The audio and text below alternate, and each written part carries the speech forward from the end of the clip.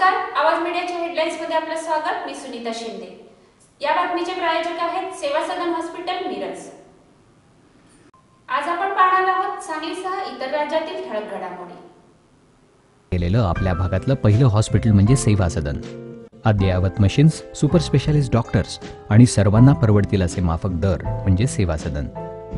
सेवा सदनमध्ये angiography, एंजिओप्लास्टी, bypass शस्त्रक्रिया आणि हृदयाच्या इतर शस्त्रक्रिया, आंतरराष्ट्रीय दर्जाचा अतिदक्षता विभाग, डोळ्याच्या सर्व प्रकारच्या तपासण्या, मोतीबिंदू काचबिंदू शस्त्रक्रिया, दुर्बिणीद्वारे शस्त्रक्रिया, मेंदूच्या आजारांवरील उपचार, मधुमेह आणि स्थूलता निवारण, general medicine, dialysis, 2D echo, colour doppler, CT scan, panchakarma आणि योगोपचार असे विविध उपचार सेवा सदनमध्ये मिळतात। निश्चिंत मन, व्याधीमुक्त जीवन म्हणजे सेवा सदन।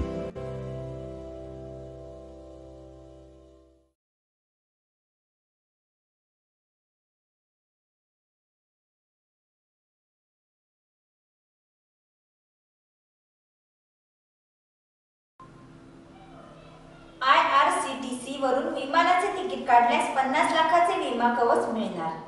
रेल्वे तिकीट बुक करण्यासाठी आणि खानपान सेवा मिळवण्यासाठी सुरू करण्यात आलेल्या IRCTC या कंपनीने विमानाची तिकिटे काढणे, हॉटेलचे बुकिंग करणे यासारख्या सुविधाही द्यायला सुरुवात केली आहे।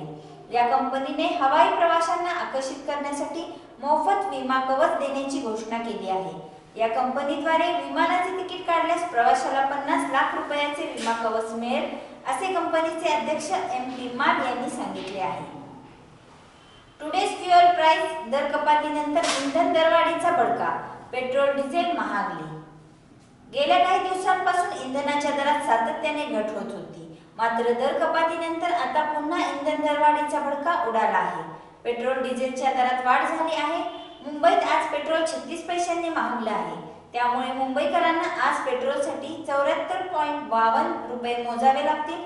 डिझेलच्या दरातही 30 पैशांची वाढ झाली आहे। चिखली कुदळवाडीच्या महापालिकेच्या शाळांमध्ये 8वी ते 10वीचे वर्ग चालू करण्याची मागणी।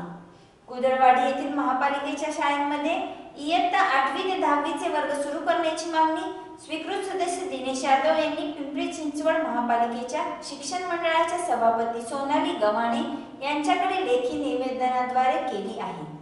भाजपला रोखण्यासाठी बाबा काका गट एकत्र, तिढा सुटला। राष्ट्रवादीसह सर्व उमेदवार काँग्रेसच्या चिन्हावर।